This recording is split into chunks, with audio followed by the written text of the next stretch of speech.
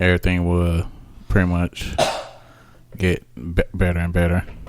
Yeah, but I just hope it doesn't like remove all of our faith, because I mean I believe that we do have a higher power. It's just a lot of, like, say for instance, I'm a really big person in history. Like whenever I was a kid, I loved reading history. That was one of my big things. You know, I could pretty much tell you just about anything throughout history. I mean, not to the date. I mean, I was never that great, but I can recall a lot of stuff that actually happened. And, you know, things that were there. Like I said, not dates. I'm smart, but I have not ever been great with dates. I couldn't even tell you my own mother's birthday, for as fucked up as that is to say out loud. That's fucked up. Just to let you know that he don't know his own mother's birthday. That's fucked up. Boo-hoo to Max. Right? I know. I'm a horrible child. But it is what it is. Do you have any luck finding out that coin? Oh, yeah. I was about to pull it up right there. Alright, what was it? Pretty much, the coin is called indulgences. And pretty much, you could buy this coin, and it's supposed to erase your sin, or pretty much God forgive you for this sin. Pretty much no matter what type of sin you did. But the crazy part is, like, everybody who's Catholic, no. All you had to do is go to confession and do a confessional, and then talk to the preacher and do a couple Hail Marys, and then pretty much the sin should be erased anyway. So that's like you was doing some dirt that you don't want the pastor to know. Because you got to think about it, even back then, you talking to a pastor. So pretty much, not saying it happened now, but a pastor used to blackmail certain people. Because for you to get into God, you have to be like, hey, I killed blah, blah, blah, blah, blah. I need to be forgiven for this sin. So, of course, as a pastor, hey, Mr. Q, you killed blah, blah, blah. If you don't want this news to get put out, you need to do this for the church. Yeah, I would have just killed him too. I'm like, fuck it, went to another one. I mean, but think about it, you kill a holy man of God. I don't think you're ever going to go to heaven. No, but I'm just saying, if somebody were to blackmail me, I'm not saying I would, but I'm just saying, like, if I was a killer and I was trying to do that, and, like, you know, somebody of God was just like, oh, you better do this, I'd be like, alright, you dying too.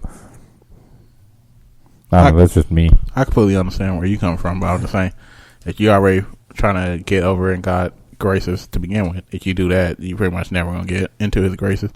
Because you got to believe that pretty much the pastor is pretty much has the right to talk to God every time. So believe, like, you got to think about it, back in them times, they just like how, let's say if I would have did that stupid trick where you could like fake act like you pulled off your thumb. Yeah. They would have thought you was a rich and then pretty much burn you to death for doing that stupid thing.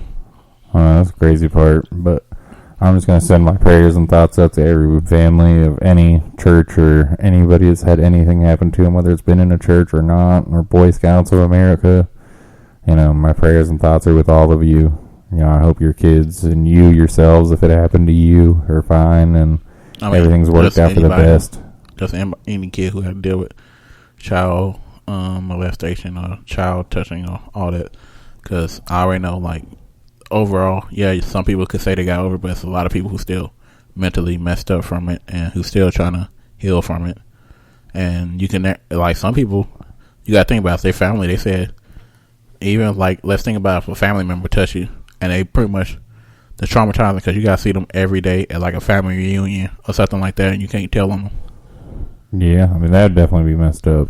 So, I mean, I feel sorry for that's why I said all children. Well, that's what I was getting at, too. That's why I was like, not even just churches or Boy Scouts, just anybody who's ever had any of this happen. Like, you know, I mean, I really do pray for you, and just remember that there's always somebody out there who cares for you, whether you think so or not. And there's always hotlines that you can call. I mean, you can even call a lot of your local churches and stuff, have hotlines, too, that can help you out. I mean, say, for instance, like women, if you have something happen to you, even if it isn't that, you know, whether your boyfriend's beating you or anything like that, there's a lot of you know, local women's shelters and stuff that you can call in 24/7, and there's always somebody there to answer you, and they'll help you out any way they can. I've done it for one of my female friends who wouldn't do it for herself, and, you know, I mean, they helped me the best they could and told me exactly how to get her help, and that's what I did. Well, you gotta remember, it's just like what you said, they have to accept the help, because some people still crazy enough not to even accept the help. But yeah, we're just gonna end it here for today.